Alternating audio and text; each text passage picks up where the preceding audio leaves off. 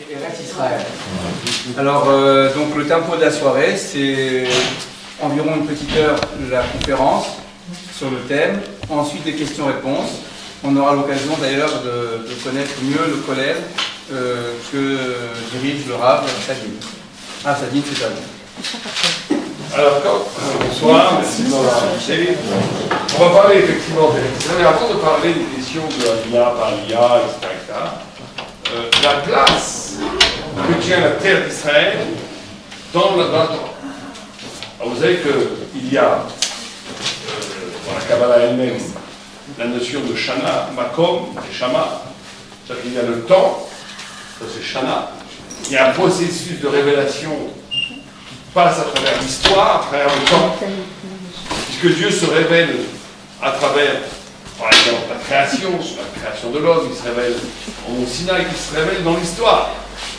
Mais aussi, il se révèle dans la Neshama, à l'intérieur de l'homme. Chaque homme, spirituellement, peut entendre à l'intérieur de lui la voix de Dieu. Tu peux entendre à l'intérieur de lui quelque chose qui est de l'ordre du Tselem Elohim, qui s'appelle le reflet divin qu'il y a en chacun de nous. Et la révélation s'opère aussi bien dans l'histoire, à travers deux grands faisceaux qui sont la révélation objective, comme par exemple le Mont Sinaï où Dieu se révèle, comme par exemple dans les prophètes où Dieu se révèle à travers les prophètes, mais aussi à travers l'histoire. L'histoire elle-même est un message chiffré qu'on doit déchiffrer, mais qu'on a beaucoup de mal à déchiffrer. On a du mal à comprendre ce que Dieu veut en la Shoah, dans l'Inquisition, on ne comprend pas. On comprend aussi. Mais il y a un message. Ça, c'est dans le temps. Il y a la révélation à l'intérieur de chacun, il y a une révélation dans un lieu. Un lieu privilégié où Dieu apparaît beaucoup plus qu'ailleurs, et c'est Eretz Israël. Donc la première dimension d'Eretz Israël, c'est ce qu'on appelle Ashgacha Pratit, ça veut dire le fait que Dieu intervient dans la vie de chacun. De façon beaucoup plus forte en Israël qu'en Khutz-Laaretz.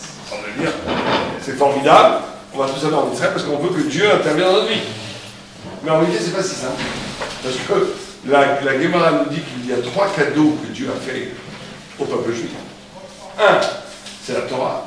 2, c'est le Olam Haba, dans la vie, une vie après la mort. Oui, j'en profite pour faire aussi le cours. Mon oncle Albert Saada, Abraham Niftar, est mort la semaine dernière. Donc j'en profite pour faire le cours de Ilou Nishmato, pour l'élévation de l'âme de Abraham, le frère de mon père, Abraham Albert Saada, l'Ilou Nishmato. Donc, Amen. Donc, alors, et aussi la terre d'Israël, et la Gemara nous dit que ces 3 cadeaux, l'onatna et la alidi sourim, avec des petits malheurs ou des gros malheurs. C'est-à-dire quand on étudie une étude à Torah, peut arriver des malheurs. Moi j'avais un ami qui tout allait bien pour lui, je ne vais pas vous dire ça trop, mais je vais dire tout allait très bien pour lui, il avait beaucoup d'argent, beaucoup de tout. Il s'est mis à faire tchouva, il était pris le nid. Il avait tchouva, il a commencé à faire la Torah, catastrophe, quand il m'appelle, mais qu'est-ce qui se passe? Je vais aller te filer, rien ne va plus. Je lui dis, c'est normal, tu es passé d'un système où tu es dans la normalité, où tu es limité à cette vie-là, où tu es que dans une vie où tu ne reçois que l'évidence du monde ici, où tu es coupé de l'éternité. Donnant, Dieu te donne des petites minutes de ta vie ici, il te donne ici, mais tu n'as rien après la mort. Tu es passé à un degré supérieur où là tu vises l'éternité. Ou l'éternité, ça passe par une purification, tu commences à avoir des problèmes. J'avais un grand rap qui disait, si quelqu'un tout va trop bien pour lui, il doit trembler. Bon. Torah, Olam Haba, Eretz Israël. Parce que quand on rentre en Israël, il se passe un phénomène, quand on habite en Israël, il se passe un phénomène où on sort d'un système de Ashgacha, ça veut dire de providence klali, générale, à une providence particulière. Où Dieu regarde chacun d'entre nous et celui qui a du mérite. Alors, il y a du positif et du négatif. Le positif, c'est que celui qui a un potentiel inexploité, il va s'épanouir dans la vie. d'accès au concept thoraïque, son accès à la grandeur de l'inspiration divine, son accès à des brachot extraordinaires qui étaient fermés, noués. En route la règle vont se dénouer en Israël. Mais celui, dans la même personne, il peut avoir les deux niveaux. Ou celui qui n'a pas de niveau, qui a un niveau problématique, ça va être au contraire un coup de purification qui peut passer par des gros problèmes. Donc il faut savoir ça. Il ne faut pas dire que baratiner les gens et l'Israël c'est le bonheur assuré, pas du tout. Israël, c'est l'intervention de Dieu assurée, en bien ou en mal. Donc ça, c'est la première chose. Vous savez que c'est lié à la notion d'Ashgacha, qui a une grande discussion entre Maïmonide et Nachmanides. Une grande discussion à savoir, est-ce que Dieu fait tout? Est-ce que Dieu fait tout? Par exemple, si je prends ce papier, si je le lâche, il va tomber, vous êtes d'accord? Il va tomber, vous êtes sûr? Il va pas rester en l'air? Il tombe. Voilà, il tombe, vous avez raison. Est-ce que c'est Dieu qui a fait ce mouvement-là? Qu'est-ce que vous en dites? Ou c'est la pesanteur? La pesanteur. C'est Dieu qui a fait ça ou pas? Alors, hop, ça tombe. Ou c'est la pesanteur? C'est Dieu qui a fait ça. Dieu a créé la pesanteur, mais ça marche tout seul. Vous êtes tous d'accord avec cette vision? Tout le monde est d'accord? Oui? Bon. Alors vous êtes maïmonidien. Ça c'est Maïmonide qui dit ça. Et vous allez vous faire incendier par Nachmanide, par le Gaon de Vilna et par d'autres qui ont dit Dieu préserve.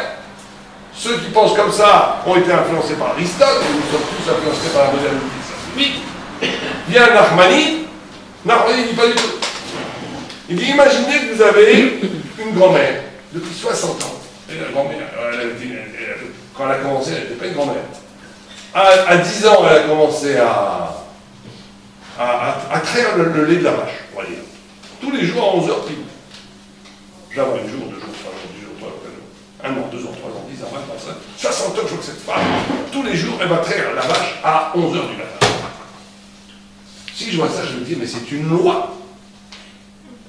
C'est une loi. Si je n'ai pas d'autre élément que ma vision, je vois un acte répété pendant 1 an, 2 ans, 10 ans, 20 ans, 60 ans, je dis c'est une loi.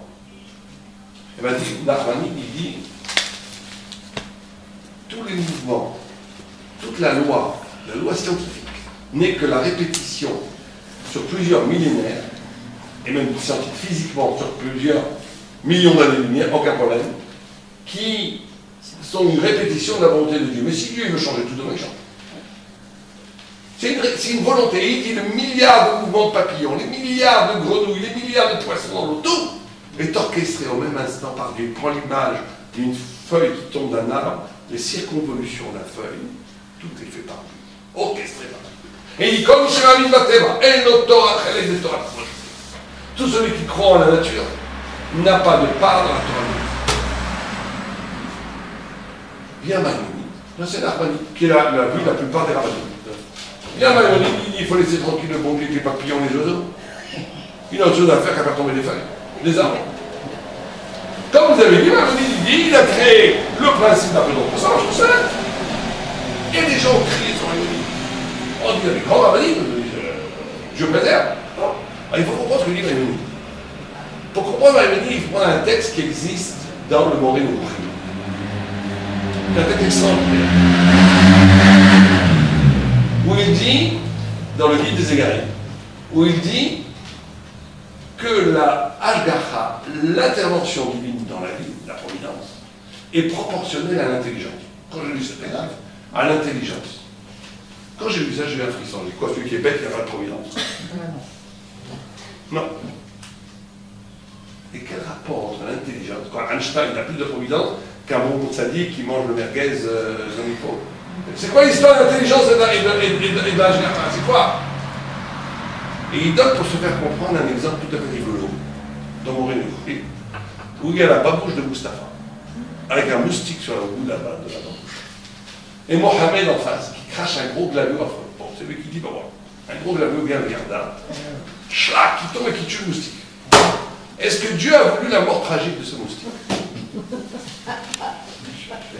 Si on a un Nachmanide, il va dire oui. Bien Maïmonide dit non. Non. Ce pauvre moustique, il était au mauvais endroit, au mauvais moment.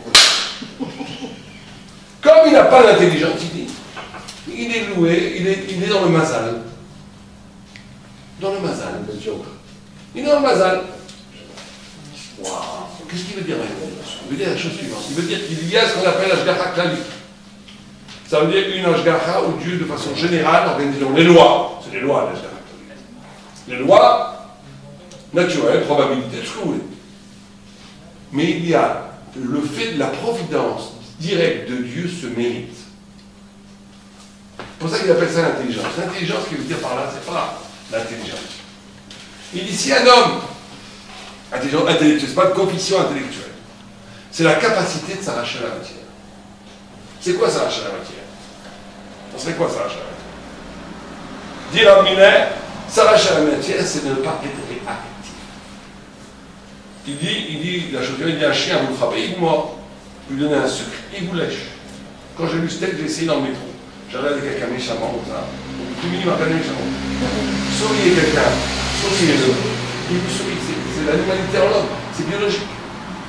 Casser avec la nature, ça veut dire être capable de faire quelque chose parce que c'est bien et au-delà de mon intérêt. Là, on devient intelligent. Là, on a le mérite d'avoir une intervention divine dans le vie.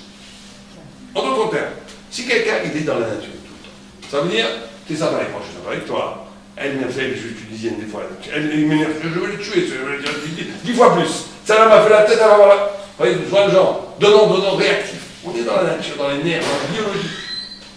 Tant qu'on est là-dedans, on est sous l'impact de la loi universelle du mazal. Un bon mazal, un mauvais mazal, un moyen mazal. Si on veut casser le mazal, il faut être capable de faire un acte qui ne doit rien au biologique, à l'intérêt ou au réactif. Je donne un exemple très simple. Imaginons que je suis très fatigué. Imaginons par exemple que je suis dans la rue avec quelqu'un d'important, dont j'ai besoin. Eh bien, pour me demander de l'argent, c'est vraiment pas le moment.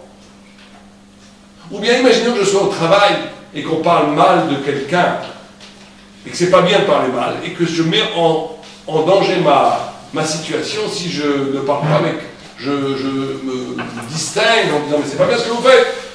Et là, à ce moment-là, j'ai un choix très profond à faire. Dieu, le bien, ou bien mon petit intérêt. À ce moment-là, si quelqu'un, quand il est très fatigué, et qu'on vient lui demander un service, et que la nature a dit va des rétro satanas, monsieur, ne venez pas, j'ai pas le temps maintenant. Une autre petite voix dit mais il faut aider cet homme. Elle a besoin d'aide. Vous la rentrez, vous l'aidez, avec un sourire. Quand vous faites ça, les anges dansent sur toute la tête, on peut demander n'importe quel miracle. On sort du mazal et on rentre dans la Torah. En d'autres termes, la Hashgacha pratique pour Maimonides, elle se mérite. Elle se mérite. Eretz Israël, c'est le lieu de la Hashgacha pratique. C'est le lieu de la Hashgacha pratique, c'est le lieu de la providence singulière, particulière, où la vie va dépendre à ce moment-là de son niveau de spiritualité. Ça va être donnant. Ça va être terrible. Il n'y a pas de mazal. En mazal d'Israël. Donc il faut savoir qu'en Israël, tout se mérite et tout est terriblement mida keneged mida, mesure pour mesure. Donc c'est un lieu extraordinaire parce que c'est un lieu qui couvre l'horizon d'une possible relation avec Dieu, qui est la chose la plus importante dans la vie. Mais c'est aussi un lieu de tous les dangers. Ça veut dire aussi que quelqu'un n'est pas au niveau, il va recevoir des coups. Parce que c'est le lieu de la Hashgacha. Et en vérité, la notion du makom, du lieu, sa première, il faut toujours voir dans la Torah, l'origine. Il faut toujours voir l'origine, et l'origine dans la Torah, ça passe, vous savez, par le Gan Eden. Ou dans le Gan Eden, on ne va pas les faire tous, parce qu'on n'aura pas le temps, où il y avait, dans le Gan Eden, 7 dimensions. Il y a la dimension du rapport à l'autre, Adam et Chava, dimension de la révélation, Dieu, dimension de la bracha, le jardin luxuriant avec les fleurs, dimension du nahash, le serpent, la faute, le mal incarné, dimension, on va rester dans ces 4 dimensions, parce qu'après c'est des choses qui sont un peu trop compliquées. Donc on a dit, en Israël, et là on va passer du principe à la réalité.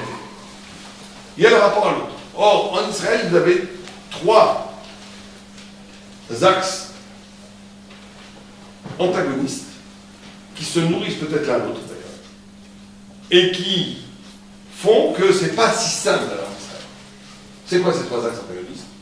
C'est un, conflit israélo-arabe, deux, conflit laïque religieux, trois, et je vais vous surprendre, différence entre Ashkenaz et Sfarad. Qui ici en France c'est la rigolade, c'est du folklore, là-bas c'est pas du folklore. Donc il faut savoir qu'en Israël, vous avez des tensions. Et des fois, on va dire, des fois une tension, heureusement peut-être que, heureusement, pas dire heureusement, mais la tension entre Israël et l'Arabe, elle protège beaucoup le fait que les deux autres tensions ne dégénèrent pas. S'il n'y avait pas les Arabes en Israël, peut-être qu'il y aurait une guerre civile en Israël. Je pèse mes mots. Je pèse mes mots. Je me rappelle qu'on a eu l'illusion d'avoir la paix en Israël. Je me rappelle que le discours dans les radios religieux, anti-religieux, c'était terrible. J'avais pas allumé la radio. J'avais allumé la radio, on parlait mal contre les religieux. Voilà. Il y a eu une antifada, tout est passé à l'eau. Il faut savoir ce qui se passe, il ne faut pas être naïf. Le premier, il ne faut pas être naïf. Il faut être thoraïque, la Torah te dit la vérité des choses. Donc le rapport à l'autre en Israël, il est beaucoup plus fort qu'on peut savoir. Parce qu'on se retrouve entre juifs. On se retrouve entre nous. On se retrouve en Israël, en Routzaïs, un juif, il n'est pas instrumentalisé, il peut être un ouvrier, il reste un prince de la Torah. En Israël, vous êtes votre patron est juif, votre confrère, on est entre juifs, on est en famille, c'est beaucoup plus dur. Les conflits sont beaucoup plus durs. Et d'un autre côté, et c'est pour ça qu'on est vraiment dans la terre des paradoxes, parce qu'en Israël, on est dans une série de conflits inimaginables, et d'un côté, j'ai jamais vu une fraternité contemplée. C'est incroyable. On est dans l'avion, et là, dans les gens, les religieux, pas les religieux en même temps il y a une fraternité incroyable, parce qu'on vit le même destin. On est menacé par la même bombe atomique iranienne. On a les mêmes Palestiniens qui veulent nous trancher la gorge tout autour de nous. On a la même histoire. On est ensemble. Et ce qui est extraordinaire, c'est qu'il y a une proximité entre un juif religieux et un laïc israélien, à un certain point de vue, des fois plus fort qu'une proximité entre deux hyper-religieux, un qui habite en Israël, l'autre qui habite en Rosa.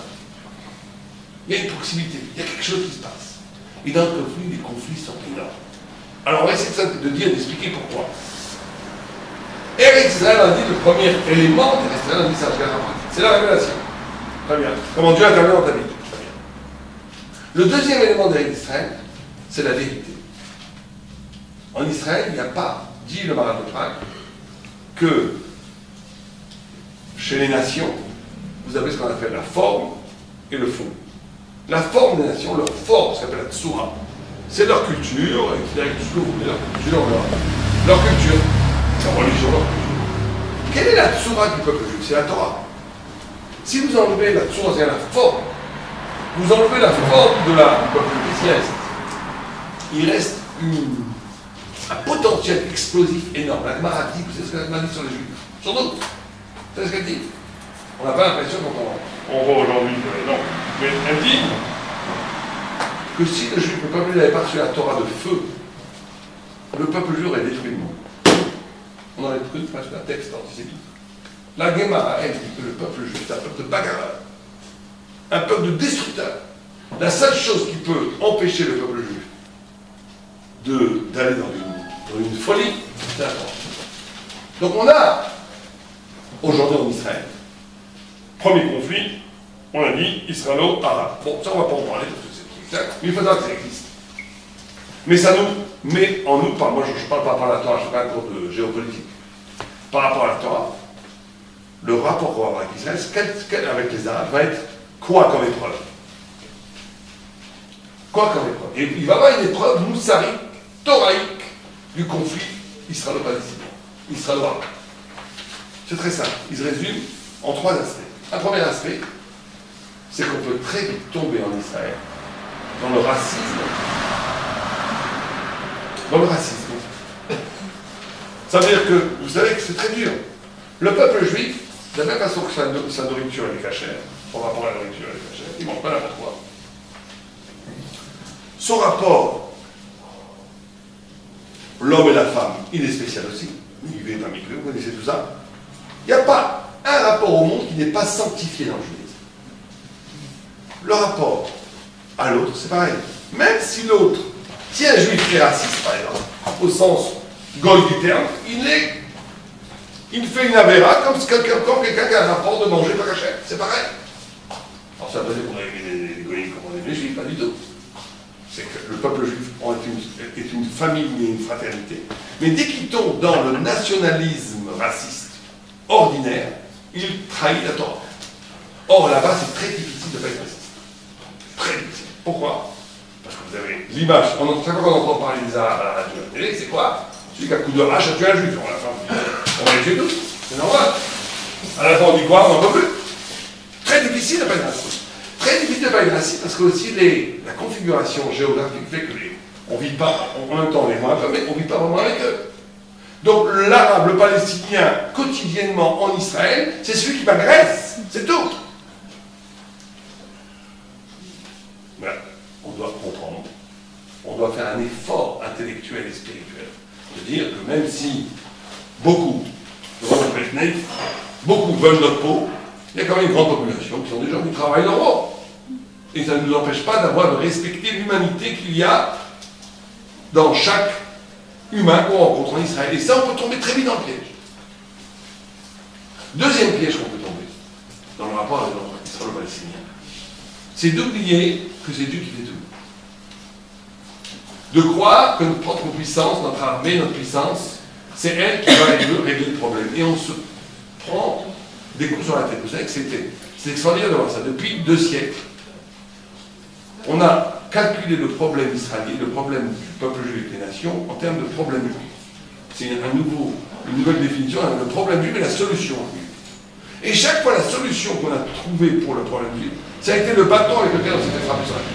Vous avez remarqué ça? Les juifs ont cru à un moment donné que la solution du peuple juif, c'était quoi? L'assimilation. Il y a 2 siècles. Ils ont commencé à assimiler. Or, tout le retour antisémite du 19e et surtout du 20e siècle, ça a été un reproche du juif assimilé. Quand on lit les textes des grands antisémites, de Drummond à Barès, en passant par, je ne peux même pas dire son nom, par un infâme moustachu, il dit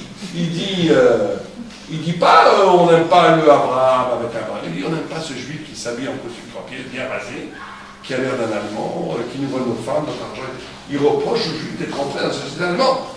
Le juif lui dit tout ça riche. Ça veut dire que nous, on a cru qu'à un moment donné que la solution, c'était l'assimilation. Or, cette assimilation a été le coup avec lequel on a été frappé. Il ne faut pas avoir peur de le dire.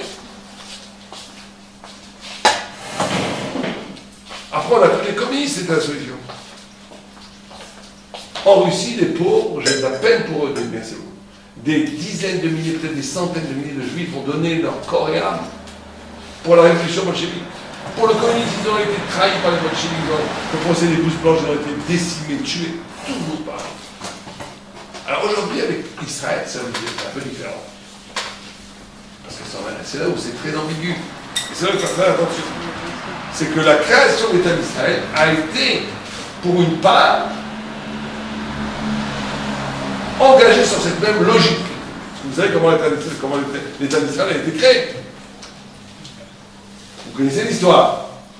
Herzl, à Paris, envoyé par un journal autrichien, Der Zeit, arrive sur la place publique où on voit Dreyfus dégradé, on casse son sabre, tout le monde crie mort aux juifs. Et lui, pour les juifs autrichiens, français, pour tous les juifs, la France était la patrie des droits de l'homme, la Révolution française, la France était la patrie du respect des juifs.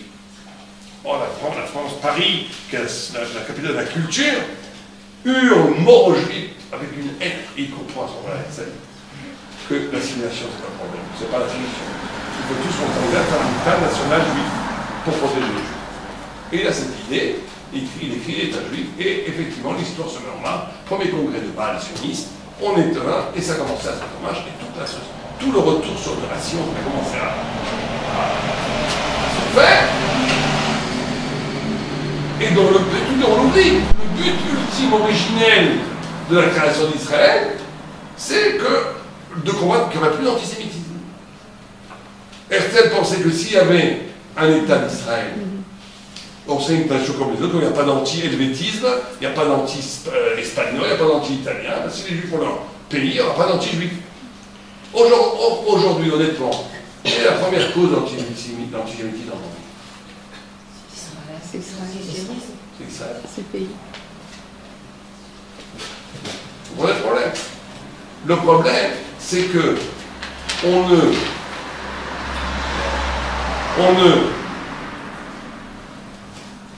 oui.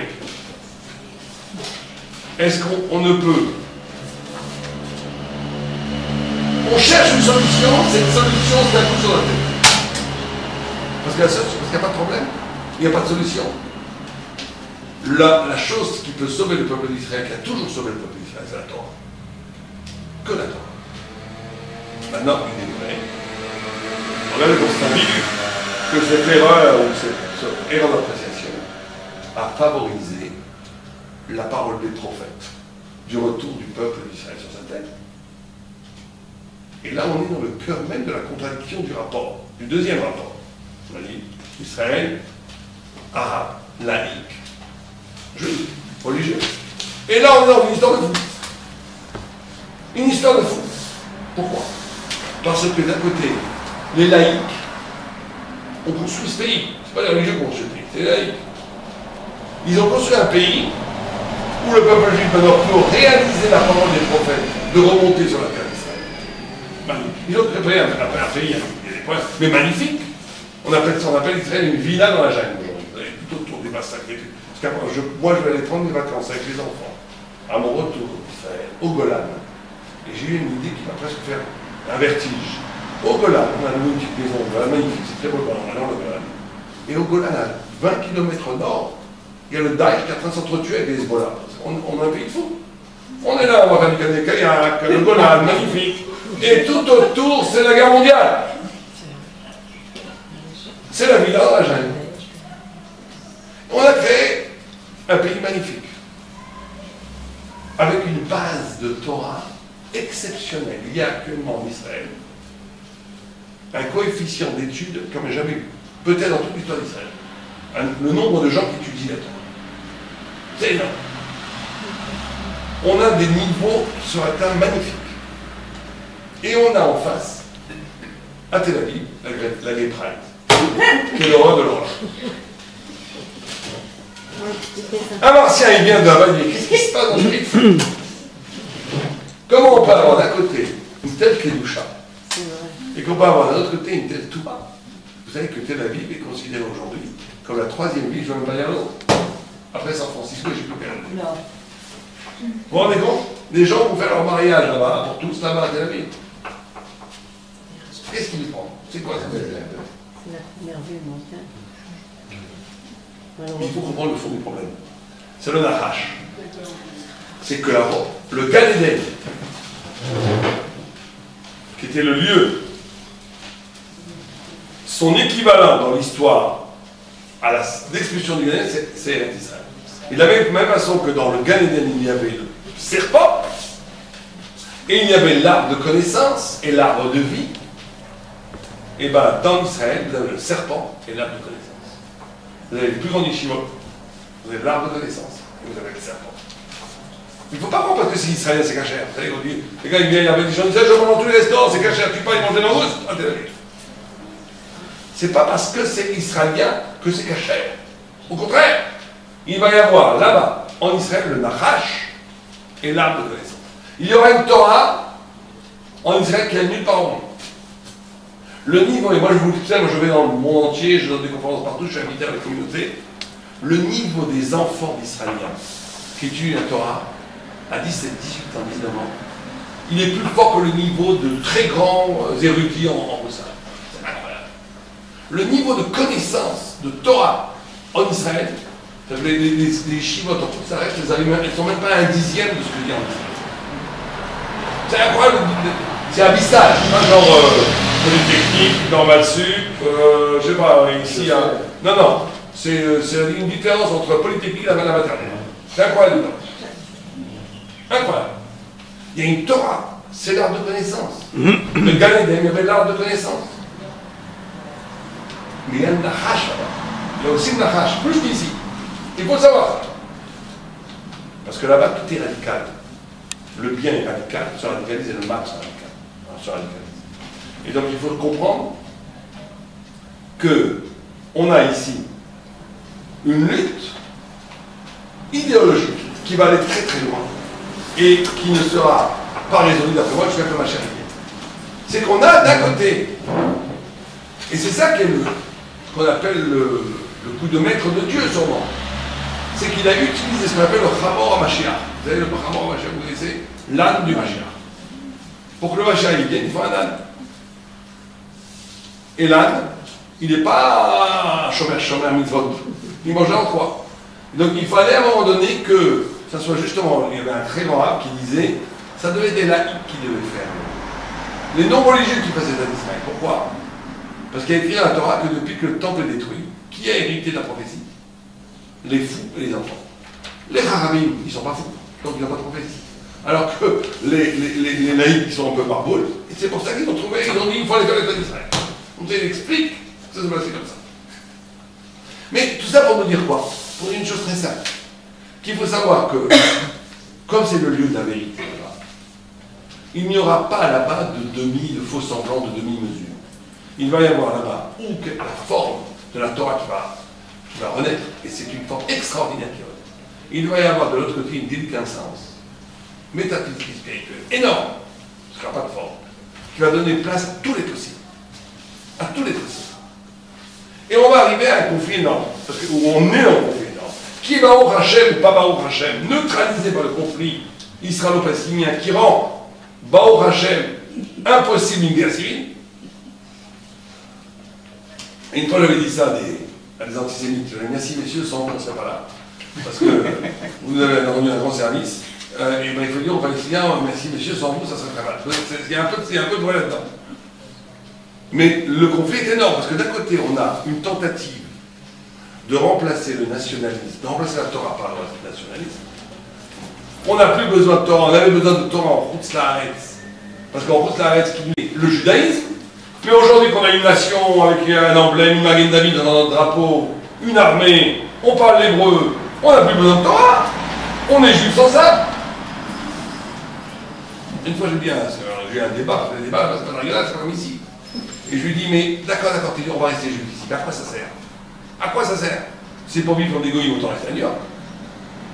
À quoi ça sert tu me dis que la pérennité juive est assurée par le nationalisme sioniste. Très bien, mais ça sert à quoi? Il n'y a pas de mitzvah d'être juif à David Arlan. Il faut donner sens à la vie du juif. Et ça, c'est la Torah. Et donc, on va avoir un conflit énorme. On va avoir d'un côté, alors là où il va y avoir de très gros malentendus, des gros problèmes, c'est que le juif thoraïque ne va pas pouvoir adhérer complètement à la société israélienne, puisqu'il va créer en Israël lui-même des ghettos, des halos de Torah, pour se protéger de l'assimilation sociétale de la société israélienne, qui essaie de normativer, de rendre, de laïciser le judaïsme authentique. Mais d'un autre côté, on va avoir des gens qui sont laïcs, soi-disant, mais qui vont faire l'armée et qui vont sacrifier leur vie pour protéger les origines de la Torah. Oui, c'est ça le problème. Et donc on va avoir, c'est pas un problème, c'était moi je trouve ça extraordinaire, on va avoir dans ce conflit aussi une solidarité, où le destin commun du peuple juif en Israël va l'emporter, c'est ça l'espoir d'Israël. Le fait que nous sommes ensemble et l'espoir du peuple d'Israël. Mais ça ne veut pas parce qu'il faut pas, c'est pas parce qu'il se passe ce phénomène de solidarité, ce phénomène de fraternité, qu'il faut aussi occulter le phénomène de haïtus énorme, d'abîme énorme, entre deux façons d'être juif. Un juif qui veut rester fidèle à la parole de l'alliance thoraïque et utiliser la terre d'Israël pour être le lieu de la révélation divine. Et un juif qui veut au contraire utiliser la terre d'Israël comme dédoiement du religieux pour faire une société complètement civile, laïque, qui n'a plus aucun rapport avec la parole de l'alliance. Et donc on va avoir un conflit. Ça s'appelle le conflit religieux par religieux.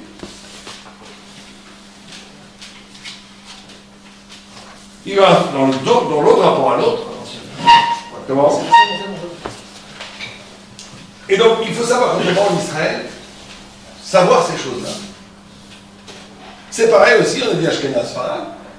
Vous avez un système éducatif pédagogique Sfarad. Vous avez un système pédagogique Ashkenaz qui n'est pas le même. Les Français ils ont beaucoup de problèmes. Parce que celui qui vient d'Irak, il trouve sa place. Ceux qui viennent de chez les Sfarad, ceux qui viennent de Pologne, ils trouvent sa place, les chez Ashkenaz. Le Français, il a un gros problème. C'est qu'il a en même temps, il aime bien quand même avec le couscous boulet, quand même il a encore un lien avec la rabbinité, où il a vécu ses parents, ses grands-parents, même lui-même a vécu. Mais il a aussi une culture occidentale. Donc il est un peu déchiré dans ses choix d'identification d'Israël. Il ne sait pas s'il doit aller à droite, à gauche. Et c'est un des grands problèmes d'intégration des Juifs français en Israël. C'est que la société israélienne est très compartimentée. On a un merveilleux monde Sfarad, un merveilleux monde Ashkenaz, et le Juif français qui est en même temps Ashkenaz Sfarad, on pourrait dire de culture, les deux en même temps. Il ne sait pas très bien où aller. Il ne sait pas très bien où aller pour ses enfants, où les mettre. Ça aussi, c'est une autre dimension. Et donc, je voudrais juste, pour qu'on comprenne vraiment ce qui est en jeu dans cette histoire, vous savez que David Améler,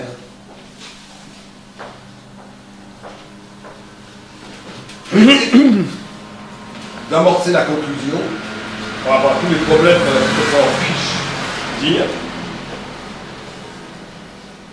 pour parler d'une possibilité. Si quelqu'un va en Israël, ou si quelqu'un va habiter Israël, comment est-ce qu'il doit aborder les choses?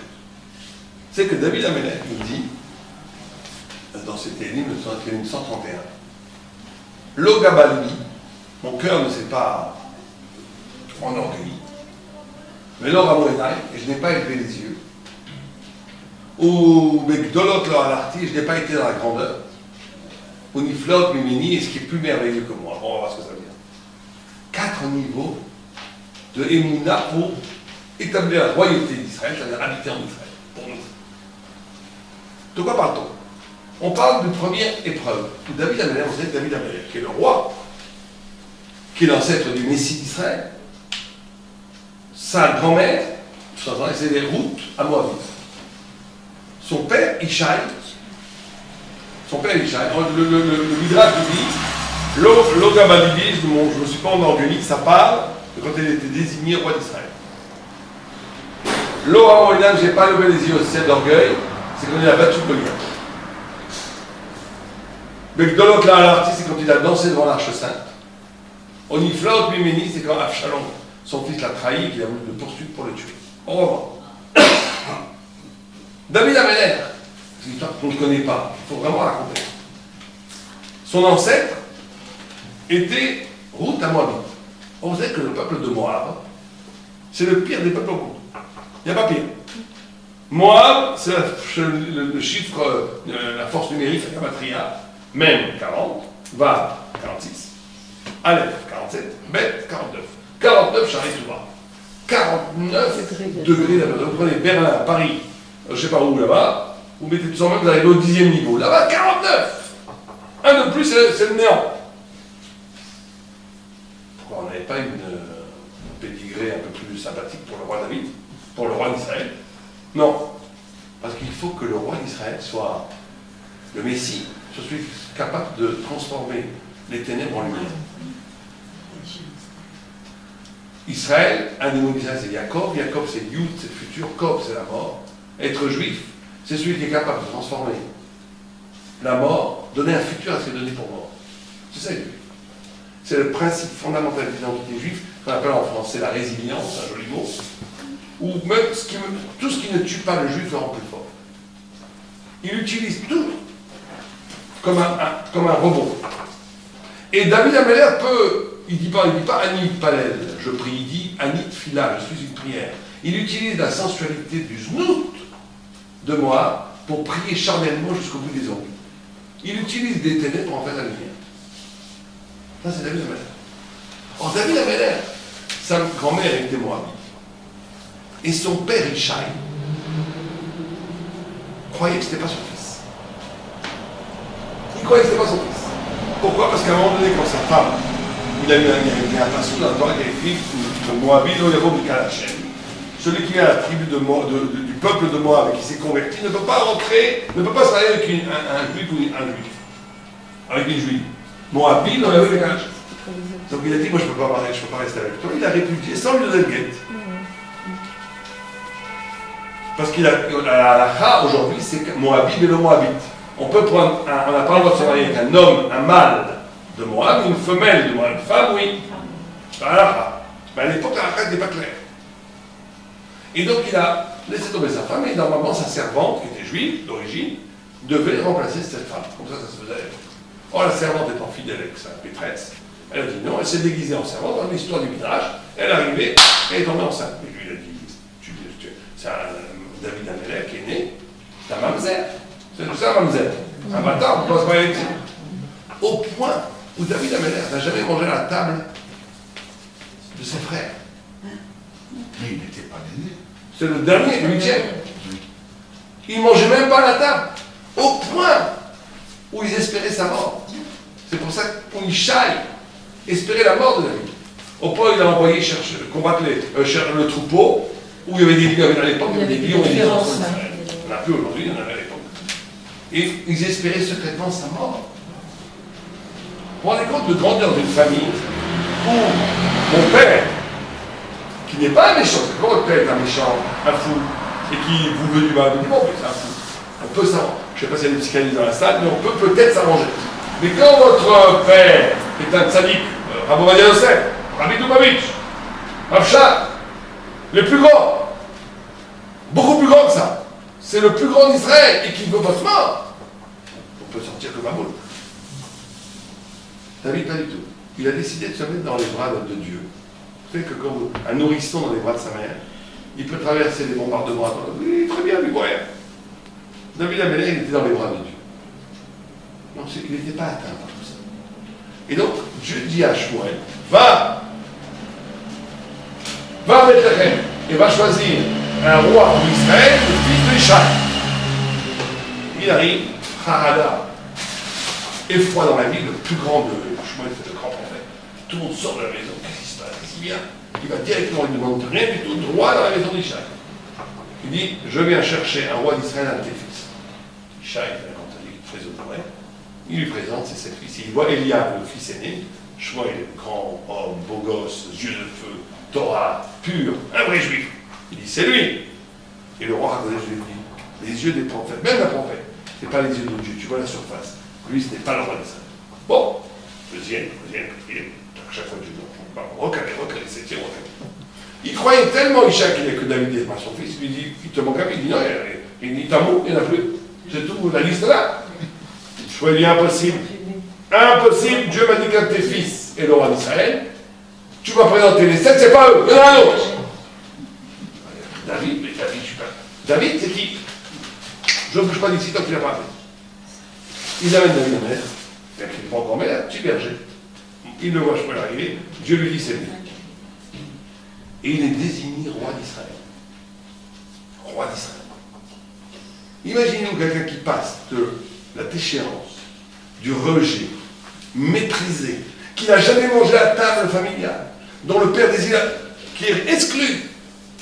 Et tout d'un coup, il est l'élu roi d'Israël. Il aurait pu dire, l'Ogabali, un petite accélération cardiaque, il n'a pas vu. Il a dit, Hachem, il fait ça, c'est très bien, il va faire avant tout est pour le bien. Et donc là, on est dans le premier des 4 secrets pour vivre en Israël. Je vais vous donner les secrets pour vivre en Israël. C'est en Israël, les conflits, les bagarres, les tensions sont tellement fortes autour qu'on est obligé de cultiver ce qui s'appelle l'insouciance métaphysique. Ça veut dire qu'on doit être avec Dieu. On doit être dans les bras de Dieu. Tout va bien, très bien même. Et c'est ce que plein de gens font là-bas. C'est extraordinaire de voir ça comme l'héritage spirituel de la Torah, même des laïcs. Vous leur dites là-bas, ça va, magnifique. C'est quoi magnifique? Ils ont tous découvert dans les banques, ça va pas, la guerre est à la porte, tout ça.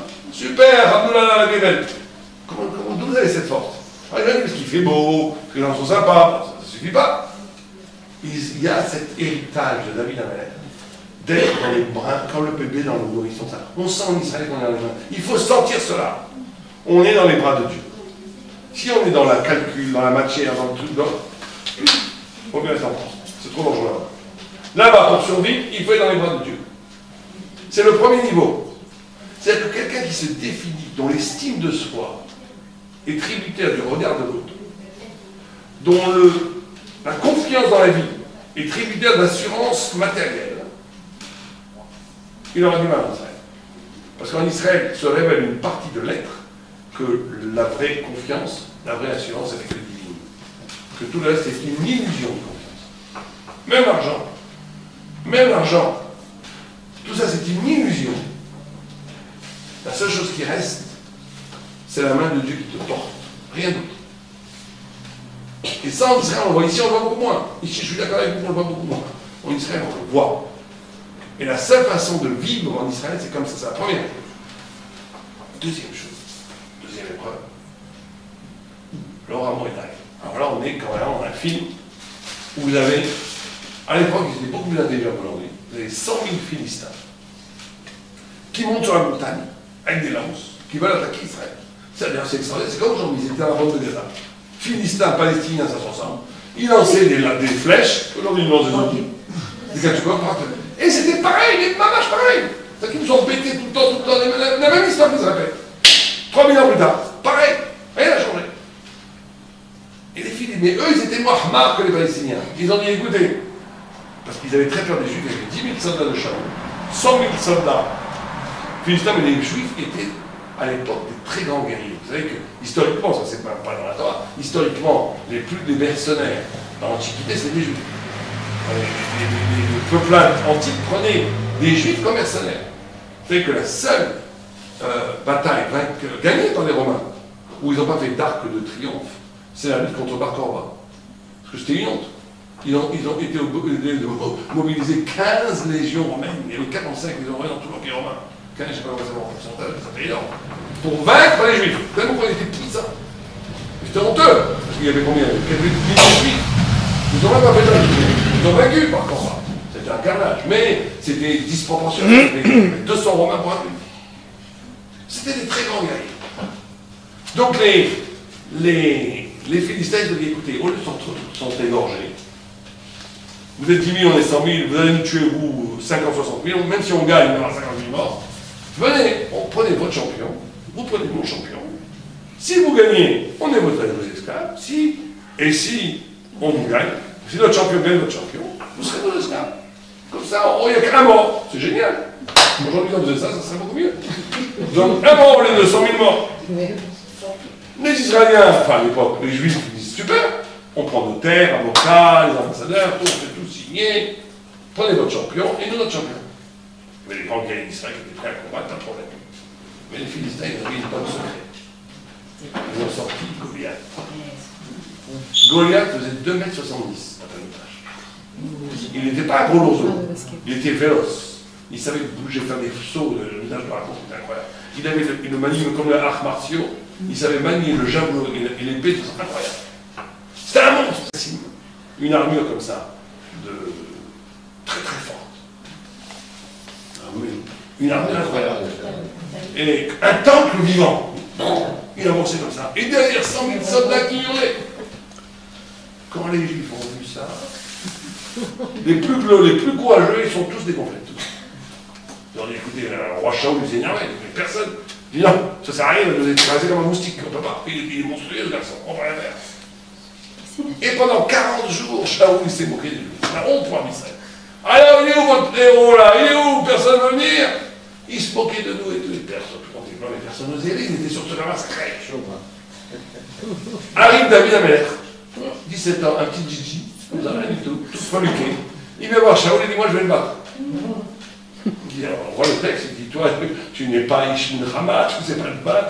Il dit, mais si, je sais combattu les lions et les ours, je sais juste ce que c'est la valeur, laisse-moi faire.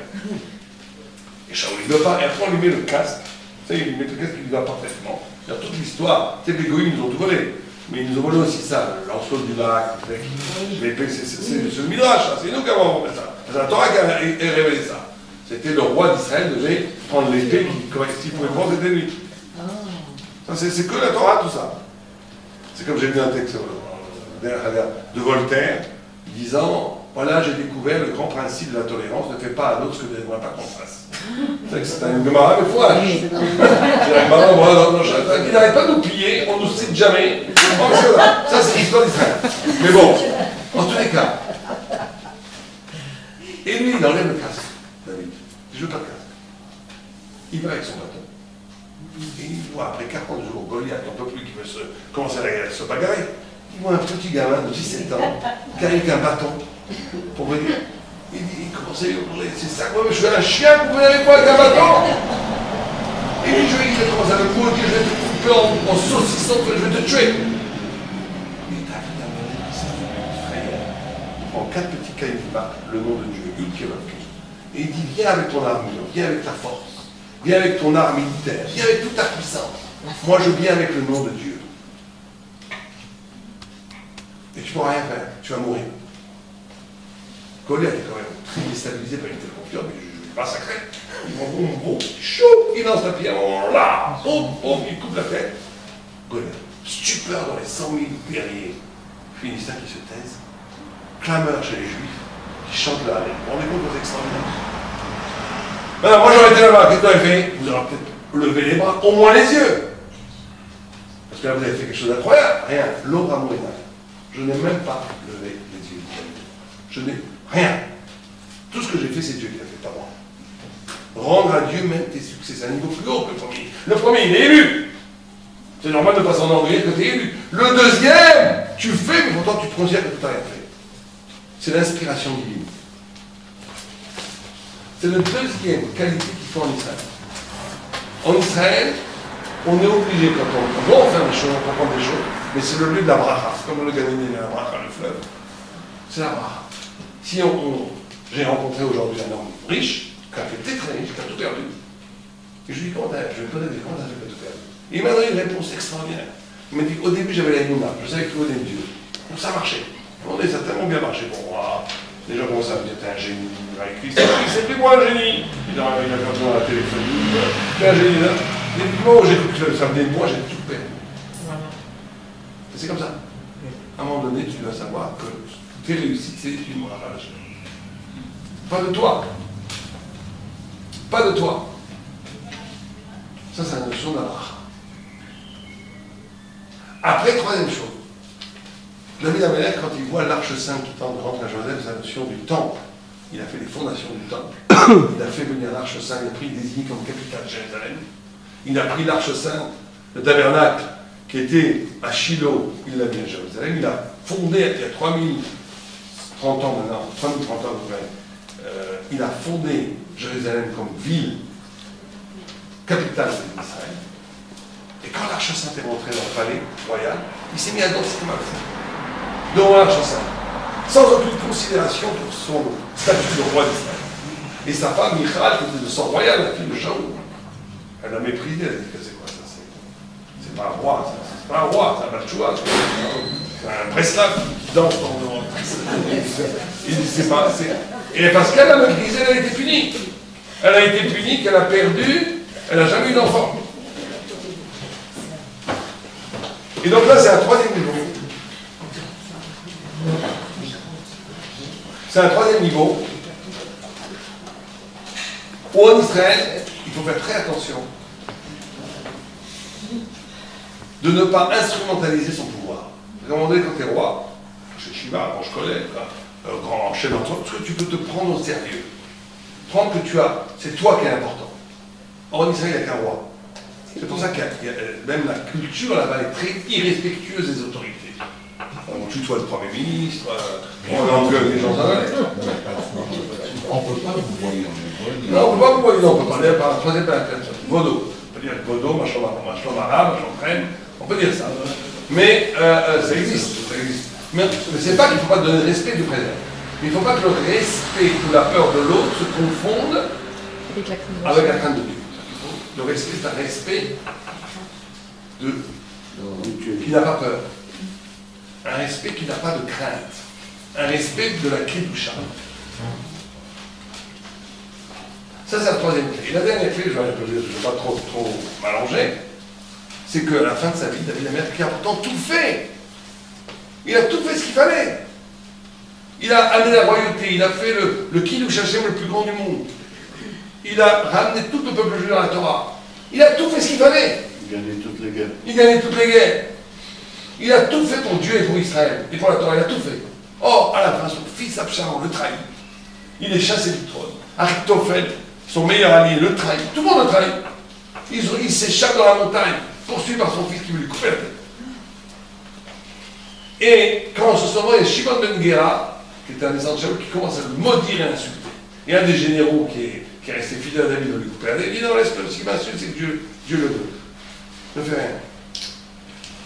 Ça, c'est le niveau ultime. Le niveau le plus dur, c'est quand tout va mal. Tu te dis, mais qu'est-ce que j'ai fait au bon Dieu? Qu'est-ce que j'ai fait au bon Dieu pour mériter ça? Et là, David pas du tout. De la même façon que au moment de la gloire, il était dans les mains de Dieu, il dit tout va bien. De la même façon, quand il est dans le malheur, il dit je comprends pas très bien, mais c'est pas grave. C'est d'ouvrir un horizon conceptuel, d'intelligibilité, qui dépasse l'évidence de mon cerveau. C'est ça, le juif. Un juif, c'est pas quelqu'un qui a la foi chrétienne, je crois, comme Ahmad, pas du tout. C'est pas non plus un critique qui est toujours en train de dire, de croire qu'il a tout compris. C'est quelqu'un qui utilise son intelligence pour comprendre qu'il y a un horizon infini du sens. Je ne comprends pas. Quand je suis bête, je comprends jusqu'à où je peux comprendre. Mais quand après je comprends qu'il y a une limite à la compréhension qui m'ouvre à l'infini du sens. Ça, c'est le niveau le plus haut. C'est le niveau des nains le plus haut. Et ça, c'est un des éléments qu'il faut avoir en Israël. En Israël, on est obligé de ne pas rationaliser tout le temps. Il y a une part de miracle, il y a une part d'incompréhensible, parce qu'on est dans un système, au-delà de la nature, divin. Et on est obligé, on ne peut pas rationaliser, on ne peut pas tout expliquer, il y a des choses incompréhensibles. Incompréhensibles. Je peux vous voir que, même sociologiquement, dans le monde des gens qui tuent à Torah, tout le monde a choisi un appartement à sa fille. C'est impossible. Comment quelqu'un qui tue à Torah toute la journée, qui gagne 2000 shekels, 400 € par mois, il peut acheter des appartements à leur fille. Et ça, pourtant, ça se passe tout le temps. C'est incroyable. Il n'y a que des choses comme ça, que des miracles sur miracles sur miracles sur miracles.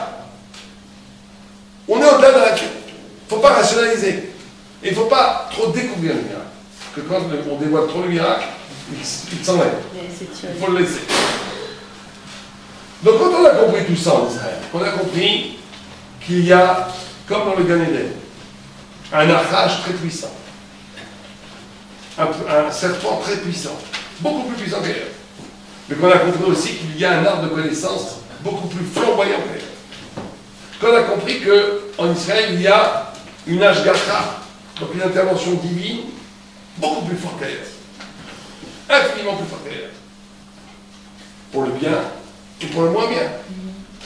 Quand on a compris qu'on va se retrouver là-bas dans des conflits d'identité, et que chaque identité est animée par une logique qui presque se justifie. S'il n'y avait pas eu la laïcité, il n'y aurait peut-être pas eu l'État d'Israël. Il faut avoir l'honnêteté de dire aussi. Sans les laïcs, les religieux n'auraient peut-être pas construit l'État d'Israël. Sûrement pas d'ailleurs. Et d'un autre côté, sans les religieux, on serait un corps mort en Israël. Il n'y aurait pas d'âme. Donc on peut dire tout va bien, chacun fait son boulot et on va ensemble. Mais non, à un moment donné, on arrive à un conflit. Qu'est-ce qu'on fait ici? Qu'est-ce qu'on fait ensemble sur cette terre? C'est pour manger les frites au bord de la plage? Ou c'est pour essayer d'être hors la goïque, comme on l'a toujours été, d'illuminer le sens de la vérité qui a illuminé le monde entier depuis 3000 ans? Et donc on va avoir de plus en plus de zones de tension. Et ce qui sauve en Israël, c'est trois choses. Ce qui sauve le peuple juif aujourd'hui, c'est trois choses.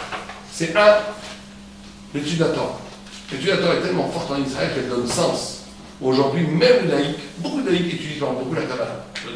Il y a une soif de vérité, une soif de Kabbalah, une soif de mystique juive, une soif, alors c'est un peu n'importe quoi, je vous dis la vérité, parce qu'il faut une initiation de la Kabbalah, c'est pas comme ça. Mais au moins, beaucoup de rabbinim condamnent cet engouement suspect, ils ont raison.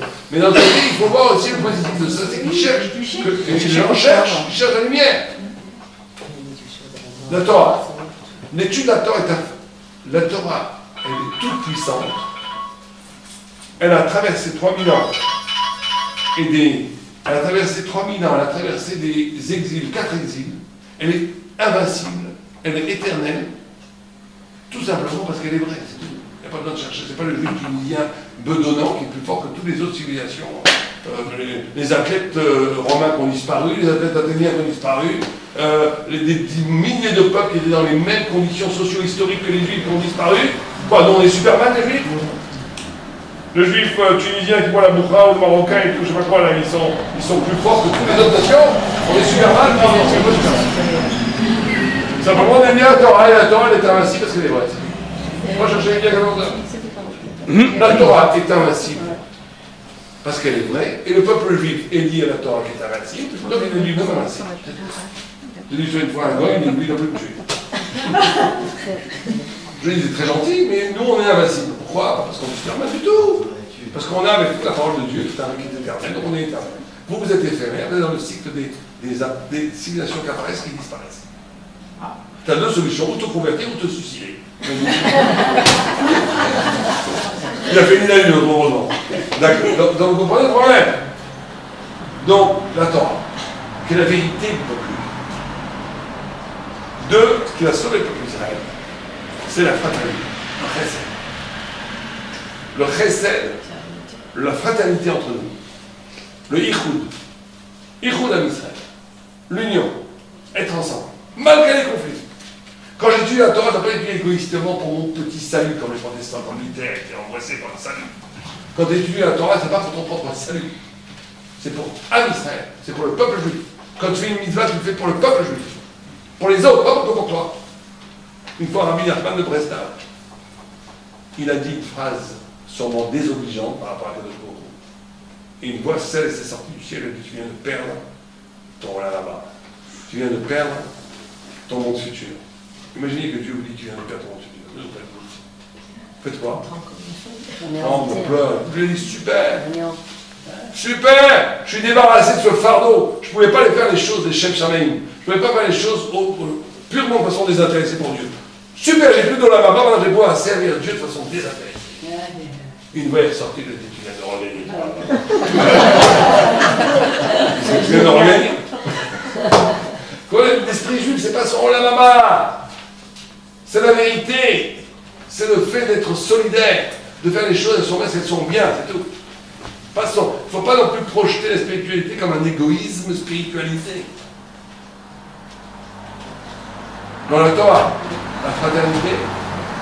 Et troisième chose qui est très importante, c'est ce qu'on appelle la pureté, qui est le lieu de la tefila, la prière. Et la prière demande une pureté.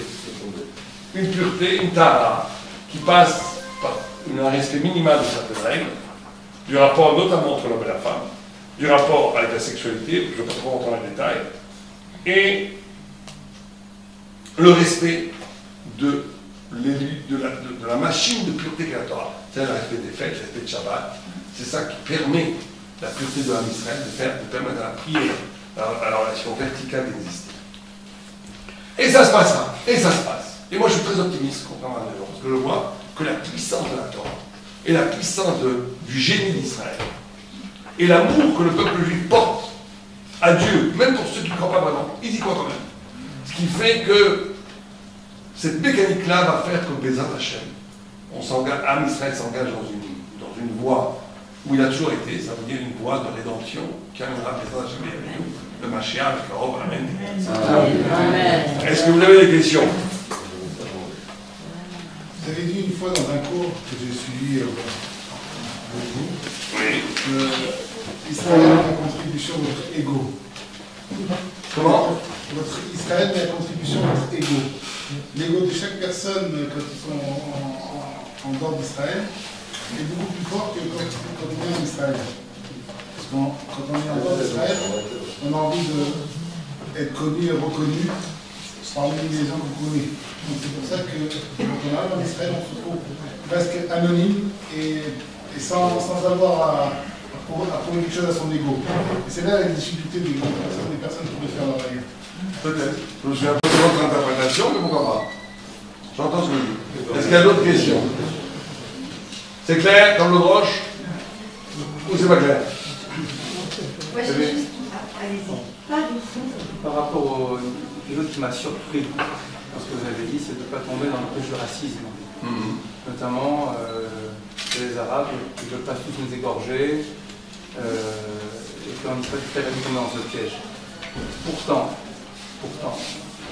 souvent, on a des versets, je ne sais pas si c'est dans Matthieu ou dans Matthieu, on dit justement que c'est un piège pour nous d'avoir laissé ces peuples en mer d'Israël, ce sera des épines dans nos yeux, et qu'on doit justement ne pas les laisser en mer d'Israël.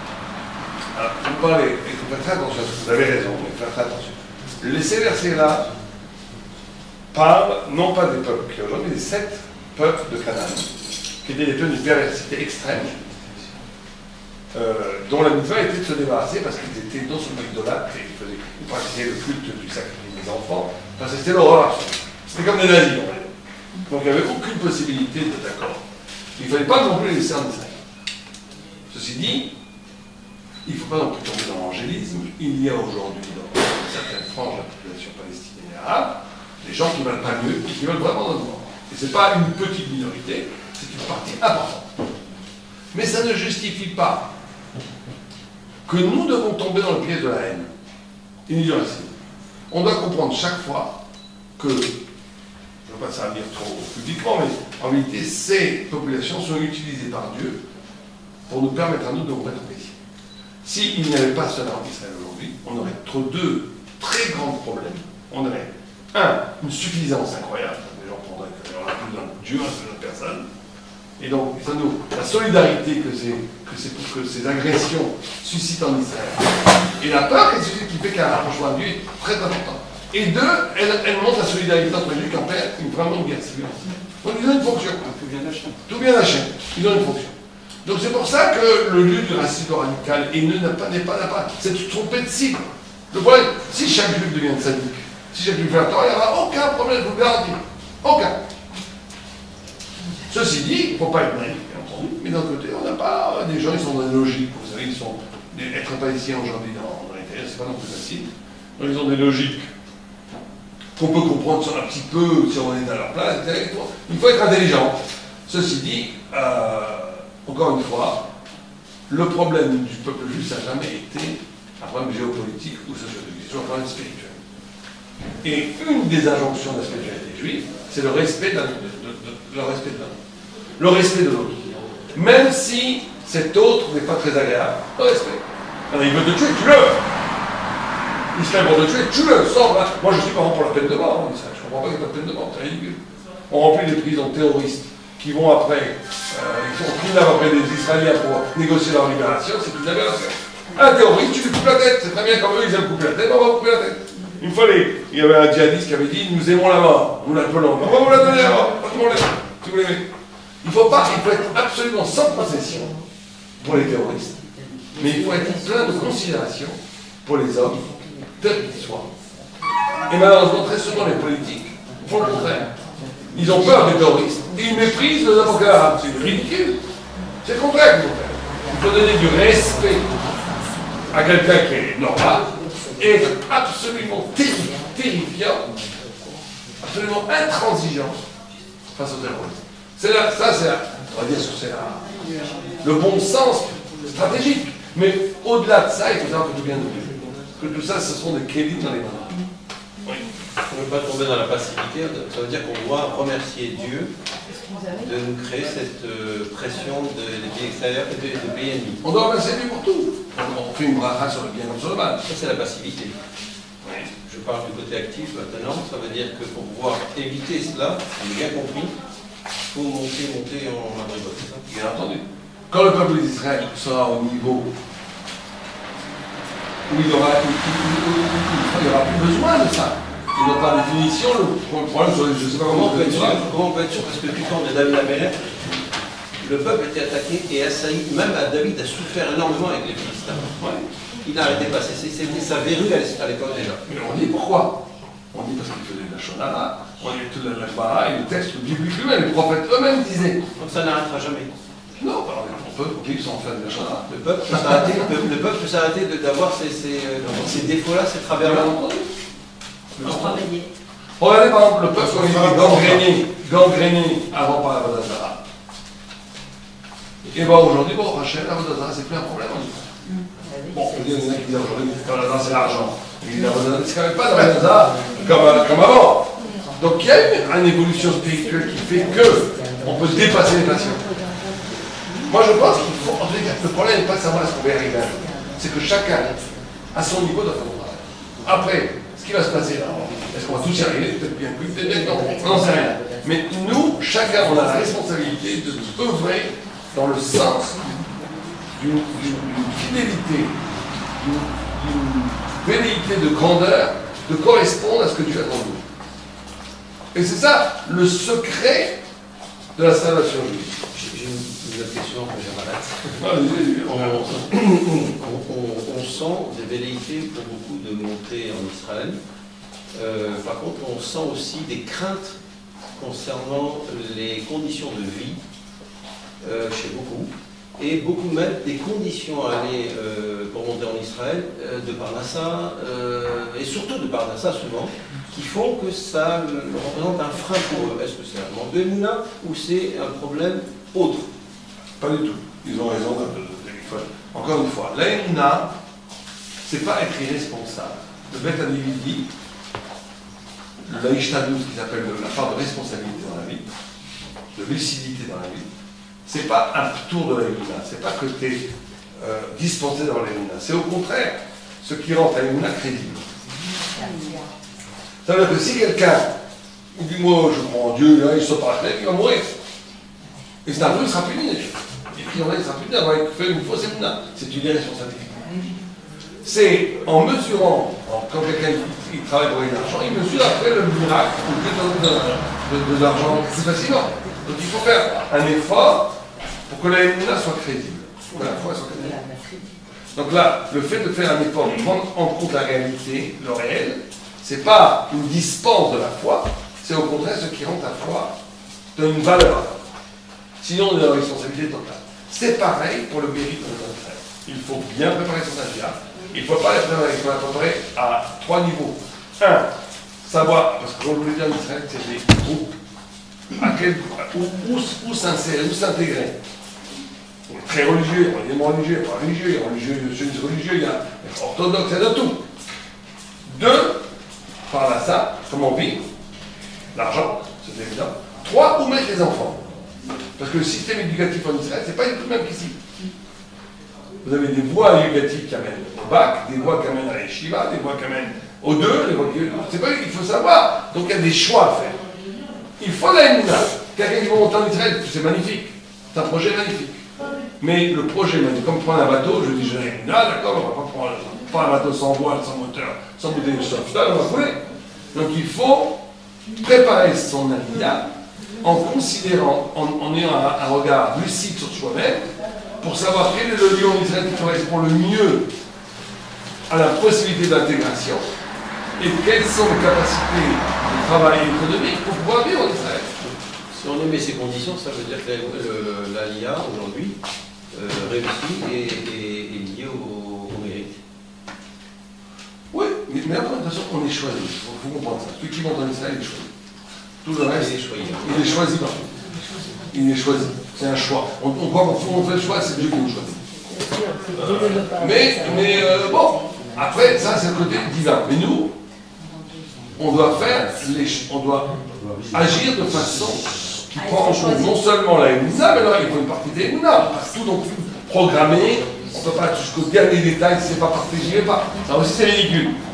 Mais il faut une partie de Emouna. Pour quelqu'un qui a d'abord ça ici, ce serait pour vous inconscient de partir et de ne savoir quoi faire là-bas. Quelqu'un qui a abandonné toute sa parnassa ici, sans aucune parnassa en Israël, ça peut faire. Il faut qu'il élabore une parnassa ici qui lui permette de vivre après là-bas. S'il va en Israël, il faut qu'il le fasse. Mais il faut qu'il le fasse de façon intelligente. On a vu trop de drames de gens qui ont... C'est cas par cas. C'est cas par cas. L'avenir, c'est cas par cas. Non, mais oui, elles font leur boulot, c'est très bien. Elles disent monter tout ça en Israël, c'est très bien. Elles ont raison. Il faut créer un mouvement. De toute façon, il y a aussi de l'autre côté. Il faut pas on va se faire des divisions aussi en France. Il y a un réel danger pour les Juifs. Il y a un réel danger ici. L'attentat en Oui, on ne va pas Comme a dit attendre que quelqu'un. ça soit très grave pour partir. Oui, mais Il faut aussi le d'après moi, on va y arriver. La question aujourd'hui n'est plus est-ce qu'il va y avoir un attentat, c'est quand. On sait très bien quand. On espère tout faire avant, mais on sait Ce très n'est bien. pas justement Hachem qui met ça en place pour favoriser. C'est ainsi maintenant. Mais vous savez, l'interprétation disait le Khazanich disait on ne peut pas être historien, parce que personne ne peut aujourd'hui Si comprendre, je lui envoie maintenant les signes. comprendre les dessins d'Hachem dans l'histoire. Et que le prophète, tu as un prophète là, on voit les textes. Et que le prophète qui peut nous dire le sang de l'histoire. Il y a des grands rabbiniques qui ont dit le contraire. Quand le contraire, il a dit l'endroit les plus dangereux, ça peut être Israël, parce qu'en Israël, il n'y a rien, il n'y a pas. En Pologne, il y a encore des forêts, en Israël, il n'y a rien, il y a la mer. D'autres qui disent qu'en Israël, on n'aura plus jamais de désastre national, parce que ça y est, après la Shoah, on a payé. On ne sait pas, personne ne sait. Donc il ne faut pas, la montée en Israël ne doit pas être liée à ce genre de perspective. Monter en Israël, c'est avant tout un projet d'édification spirituelle. C'est-à-dire que je monte en Israël pour mes enfants, pour moi, pour évoluer dans la Torah, pour évoluer dans... Vous savez que il y a écrit dans les textes, celui qui va en Israël pour profiter des fruits et s'éclater à Eilat, ça va très mal, ça va s'écouler. C'est écrit. C'est écrit. Parce que Israël n'est pas une terre pour aller goûter les fruits d'abord. C'est une terre où on va là-bas pour s'approcher de Dieu. C'est une élévation spirituelle. Alors c'est très sympa aussi, les lacs, la mer et tout, pourquoi pas. Faire de la voile, du surf, tout, pourquoi pas. C'est très bien. Mais il faut que le but principal est un projet d'édification familiale, personnelle, spirituelle. C'est ça la démarche principale. C'est pas sécuritaire, ça ne veut rien dire, parce qu'ici c'est très dangereux, Israël aussi c'est dangereux. Donc tout est dangereux, aujourd'hui c'est dangereux partout. Donc de toute façon, c'est pas le problème. Le problème c'est, est-ce que ça fait sens pour moi dans l'évolution de ma pensée en tant que juif? Est-ce que je vais devenir un meilleur juif demain à Tel Aviv, à Jérusalem, qu'à Paris? C'est la grande question. Si c'est oui, il faut y aller. Donc Israël, ça peut être un aspirateur vers le haut, vers le bas. Bien sûr. D'accord, on peut le voir comme ça. Bien sûr. Et ceux qui vont dans l'autre sens, Israël vers ici. Voilà cela. Vous savez combien il y a d'Israéliens à Los Angeles? On m'a parlé, j'arrive pas à croire aux chiffres. On dit qu'il y avait 500 000 Israéliens dans Californie. J'arrive pas à y croire. C'est une population de 7 millions, ça paraît énorme. Dans tous les Les cas, Israéliens qui retournent en Allemagne. non, de juifs. Moi, je te parle d'Israéliens. Tu parles des mois. Quitter quand la nationalité d'Israël, ils ont quitté Israël pour aller à Los Angeles. On parlait des mots là-bas. On dit bien qu'il y a 27% ou 28% de la population israélienne qui désire quitter Israël. Je sais pas si c'est vrai, c'est chiffres Mais fouillés. c'est des chiffres qui ont été donnés. Donc c'est quand même le quart de la population. Il y a une tension, c'est très dur. C'est magnifique et c'est très dur. C'est la terre des contradictions. C'est magnifique et c'est très dur. Il n'y a pas d'aide sociale comme ici en Israël. Ceux qui n'ont pas d'argent en Israël, c'est très très dur.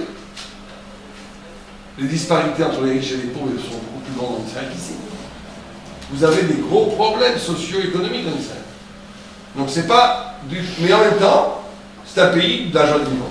Il y a une électricité dans l'air, il y a une joie d'existentielle que je retrouve. Moi j'arrive à l'aéroport ici, je tombe en dépression pendant 1 heure. Enfin, je vois la tête des gens, la tête des gendarmes et tout. J'arrive à Tel Aviv, je suis euphorique. Il y a une joie de vivre en Israël. Mais économiquement, c'est plus dur. Mais il y a une joie de vivre infiniment plus forte. Donc, de toute façon, ce qu'on a dit encore, si on m'a bien compris, c'est une terre de contradictions. C'est une terre où il y a en même temps le plus grand Nachash et la plus grande Torah. C'est une terre où il y a en même temps la plus grande joie et la plus grande difficulté. C'est pas une terre normale, c'est pas la Normandie. La Normandie, depuis 500 ans, il n'y a rien qui s'est passé, à part le débarquement. Et on voit les mêmes vaches et les mêmes chevaux depuis tout le temps. C'est pour ça qu'on aime aller là-bas, parce que ça nous repose. Il n'y a rien à faire. On est là, on voit le même gazon qui n'a pas bougé depuis 1000 ans. Tu te dis, bon, je me repose. En Israël, il n'y a pas 2 jours, il se passe quelque chose qui peut changer la face du monde. Alors c'est éprouvant pour les nerfs. Mais il y a une dynamique existentielle extraordinaire. Est-ce qu'il y a encore une question? Oui. C'est aussi lié à la sincérité avec soi-même. Je trouve, il y a aussi un paradoxe. C'est un peu le macrocosme et le microcosme, parce que quand on est sincère avec soi-même, c'est aussi difficile en tant qu'humain, alors que être humain c'est super difficile, et de se sentir en paix, c'est aussi paradoxal et ça fonctionne aussi. Oui, c'est vrai ce que vous dites, l'état intérieur. Et on ne va pas être en public, mais vous savez que l'état intérieur du peuple d'Israël va modifier l'état de l'humanité entière. Quand un juif fait la Torah, il amène la paix. Quand il ne fait pas la Torah, il amène la guerre. Quand l'intériorité spirituelle du peuple juif a un affect énorme. Quand les antisémites disent tout est à cause des juifs, ils ont raison. Parce que si on fait la Torah, c'est le bracha sur le monde. On fait la Torah, c'est la khala sur le monde. Ils le savent. C'est une des plus grandes formes de décryptage du juif, ça a été fait dans les plus grands antisémites. Regardez par exemple, quelle est la plus belle bracha qui a été faite sur les juifs? C'est Bilam. Le plus grand antisémite de tous les temps. Ça, tu devais lui dire, en fait, quand c'est toi on a des bénédictions. Alors, est-ce qu'il y a d'autres questions? C'est clair? Alors, juste, je vous montre en seconde, on a été là avant de vous faire un cours de Torah, mais on va